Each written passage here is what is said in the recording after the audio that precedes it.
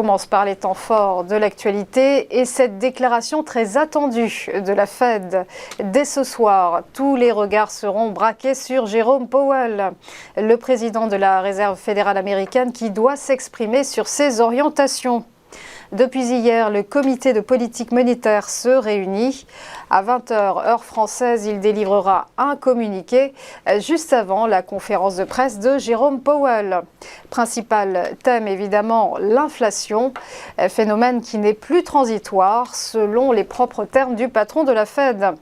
L'inflation qui a atteint, on le sait, des niveaux records depuis près de 40 ans aux États-Unis et qui culmine actuellement à 6,8%. Une accélération du tapering devrait être officialisée. La réduction d'achat d'actifs entamée en novembre pourrait s'amplifier.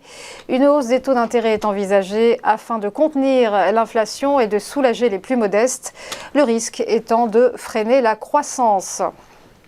Et pendant ce temps-là, c'est un vent de confiance qui souffle sur l'INSEE, l'institut qui a dévoilé ses prévisions, et celles-ci sont optimistes. Le redressement économique de la France devrait se poursuivre au premier semestre 2022. Fort d'une croissance à 6,7% en 2021, du jamais vu depuis 52 ans, le PIB devrait toutefois ralentir en tout début d'année. Une hausse limitée à 0,4 puis 0,5%. Autre indicateur au beau fixe, le chômage, dont la courbe devrait continuer à fléchir jusqu'à un taux de 7,6%.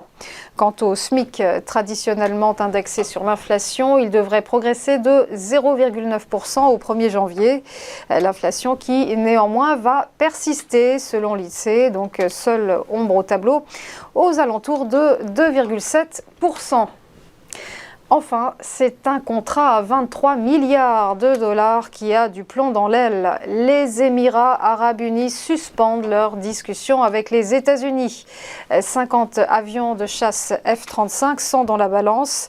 Et révélation du Wall Street Journal. Abu Dhabi évoque des contraintes techniques, opérationnelles et financières. De son côté, le porte-parole du Pentagone assure être en mesure de répondre aux interrogations des Émiratis, principaux alliés de Washington dans le Golfe. Abu Dhabi qui, on le rappelle, vient tout juste de commander 80 Rafales à la France. On passe au point bourse, le rappel de la clôture des marchés financiers hier, des marchés dans la crainte de la réunion de la Fed. Le CAC 40 a reflué de 0,69% et s'établit désormais à 6 895 points. À la bourse de Francfort, le DAX, lui, abandonné moins 1,08% et pointé à 15 453 points. Quant au FTSE londonien, il cédait 0,18%. Du côté de Wall Street, fin de séance dans le rouge également. Le Dow Jones a dévissé de moins 0,3%. Le S&P 500 a reculé de moins 0,75%, tandis que le Nasdaq 100 était en fort repli de 1,04%.